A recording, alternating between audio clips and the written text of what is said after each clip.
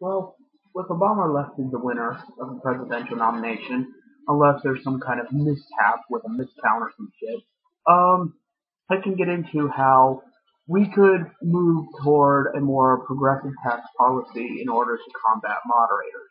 Now, arguing civil rights is not going to work with people.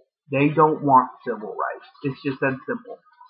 Throughout American history, throughout all societies ever, people have always fought tooth and nail against civil liberties for anybody.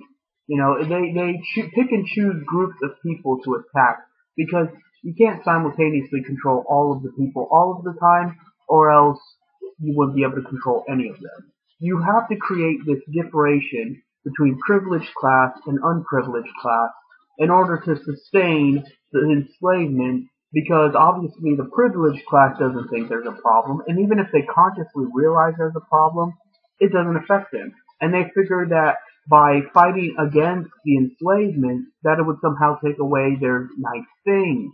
See, privileged class have nicer things, but what they don't realize is that we can all have nice things.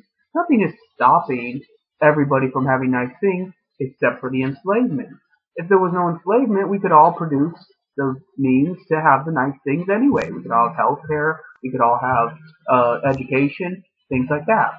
But I'm getting ahead of myself here. The main point is that, if you want to combat this, there are several ways we can do this.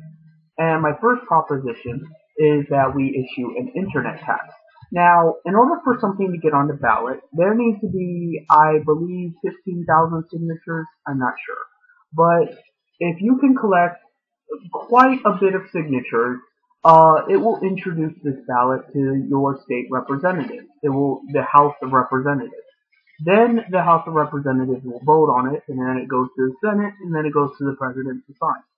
Now, I say the internet tax because that seems more feasibly capable than my other plan.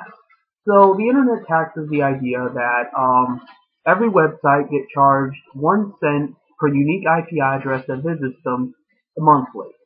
So this would affect bigger websites more than smaller websites, obviously. Your little neck of the woods website would not get taxed that much because how many people obviously visit you. But things like Facebook, Google, they would hit hard with this. And they should hit hard because they're the biggest moderators of them all. So there's my plan. Now, I need you all to participate and help me gather the signatures so that we can introduce this bill and make it an actual thing.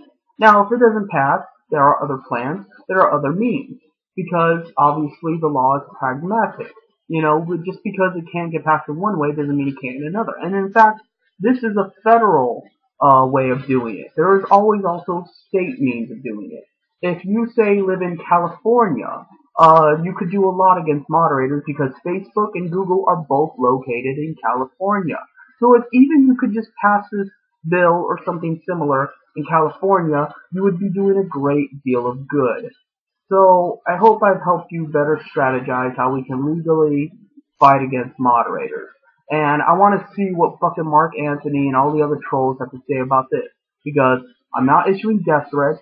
I'm not getting angry. I'm not flying off the handle. This is just a legitimate way where we can take back what moderators stole from us. They will not give us our freedom, so they're going to pay back to the community. And if we can't have our freedom, then we're going to at least have roads. We're going to at least have schools. We're going to at least have clean water while we don't have our freedom. And they're going to be the ones to have to flip the bill. I guess that's it.